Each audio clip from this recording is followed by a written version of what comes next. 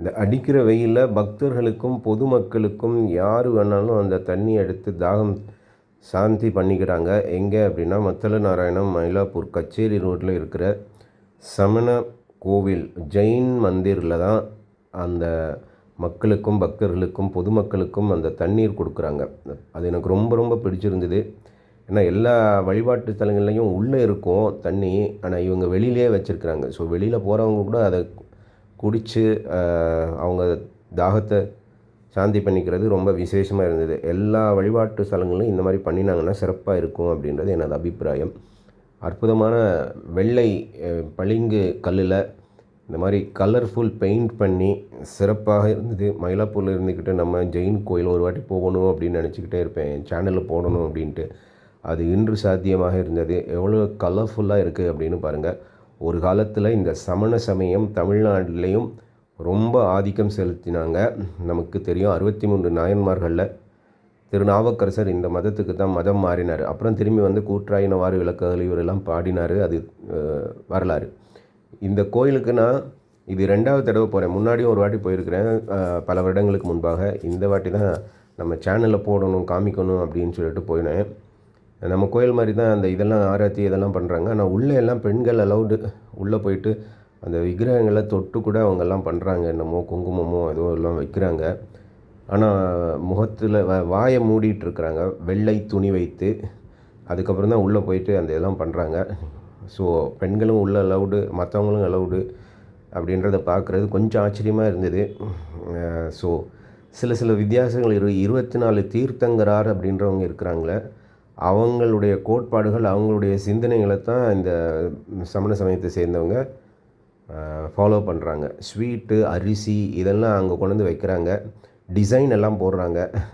அதுக்கெல்லாம் என்ன அர்த்தம்னு தெரியாது. அதெல்லாம் தெரிஞ்சதுன்னா சொல்லுங்கள் எனக்கு. நீங்கள் Jain people who follow this religion you can explain what it all means. For me it looks very beautiful, colourful, nice. அதனால் நான் போயிட்டேன். பாருங்கள் எவ்வளோ அழகாக கலர்ஃபுல்லாக இருக்குது அப்படின்னு சொல்லிட்டு. வசு பூஜ்ய தீர்த்தங்கரார் தான் இந்த மயிலாப்பூர் கோவிலில் இருக்கிறாங்க அப்படின்னு கூகுள் பண்ணி பார்த்தேன். வசு பூஜ்யர் அப்படின்றவங்க 12வது தீர்த்தங்கராஸ். 24 தீர்த்தங்கராஸ் அவங்க வந்து இறைநிலை அடைந்தவர்கள் அப்படின்னு சொல்கிற மாதிரி அவங்க வச்சுருக்குறாங்க தீர்த்தங்கரார் அப்படின்றது. பட் அவங்க கான்செப்ட் ஆஃப் டைம் வந்து வித்தியாசமாக இருக்குது. அது ஒன்றும் புரிய மாட்டேங்குது. மில்லியன்ஸ் ஆஃப் ஏஜ் அப்படின்றாங்க. இது மேலே கோவில் கோபுரத்தில் உள்ளே இருந்து எடுத்தேன். அற்புதமாக இருந்தது. ரூஃபில் அவங்க பண்ணியிருக்கிற அந்த காவிங்ஸ் எல்லாமே. ஸோ அதையும் பதிவிடுகிறேன். எனக்கு ரொம்ப பிடிச்சது இதுதான்.